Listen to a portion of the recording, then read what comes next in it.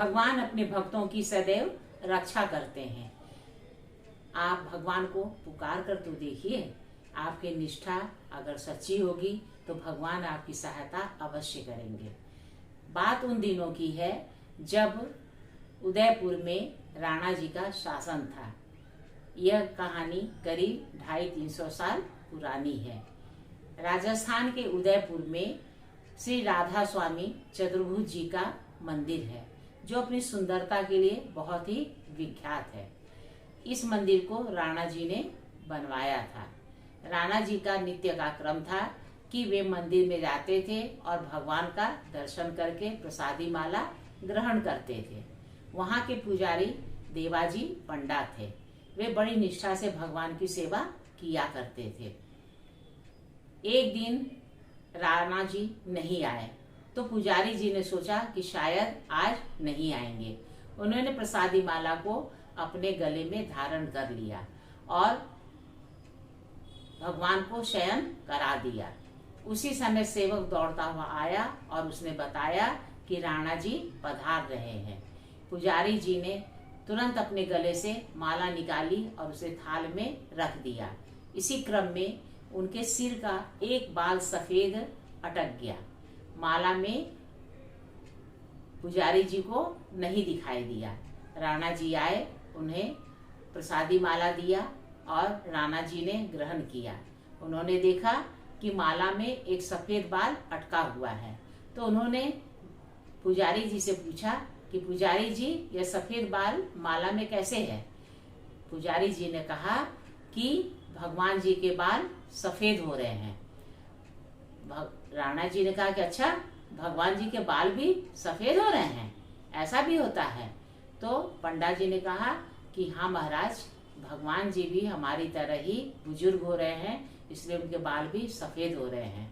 अविश्वसनीयता से राणा जी ने पुजारी को घूरा, फिर कहा कि ठीक है, जब प्रातः काल भगवान जागेंगे तब मैं भगवान के दर्शन करूंगा और देखूंगा उनके बाल सफेद कैसे हो रहे हैं।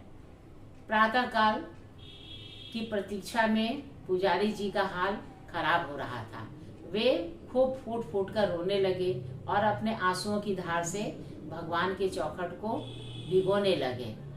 वे रोते जाते थे, विलाप करते जाते थे। उन्हें डर था कि उनकी चोरी अगर पकड़ी गई तो राणा जी उन्हें फांसी पर चढ़वा देंगे।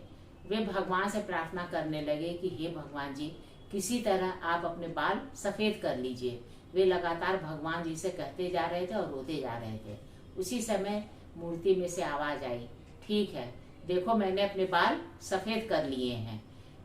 पुजारी जी से रहा नहीं गया। वे दौड़कर शयन करते हुए भगवान जी के पास गए। उन्होंने सिर पर ढके हुए कपड़े को उठाया तो देखा भगवान जी के सारे बाल सफेद हो गए हैं। वे बड़े आश्चर्यचकित हो गए। चकित मुद्रा में उन्होंने बहुत देर तक भगवान की मूर्ति को निहारा और भगवान की कृपा के प्रति गदगद हो गए। उन्होंने भगवान का बहुत बहुत शुक्रिया अदा किया। दूसरे दिन जब राणा जी मंदिर में पधारे तो जब भगवान के उन्होंने दर्शन किए तो देखा कि भगवान जी के सारे बाल सफेद हैं। उन्होंने सोचा कि बाल की सत्यता देखना चाहिए। उन्होंने एक बाल पकड़ के उखाड़ लिया। जब बाल उखाड़ लिया तो सिर में से रक्त की बूंदें गिरने लगी और ठाकुर जी ने नाक चढ़ा लिया क्योंकि उन्हें पीड़ा हो रही थी।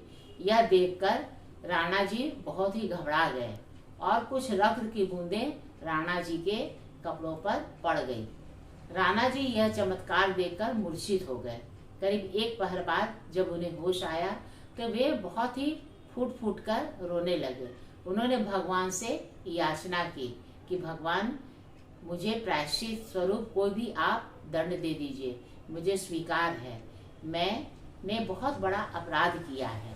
मूर्ति में से आवाज आई कि ठीक है, अगर तुम प्रायश्चित करना चाहते हो तो आज के बाद से तुम मंदिर नहीं आना और जो भी राजगद्दी पर तुम्हारी पीढ़ियां बैठेंगी वो इस मंदिर में दर्शन करने नहीं आएंगी।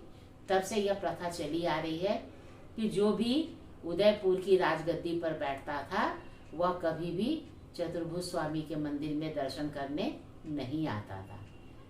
देखिए भगवान पर आस्था और विश्वास का क्या प्रभाव होता है। मेरा ख्याल है यह कहानी आपको अवश्य ही पसंद आई होगी। नमस्कार।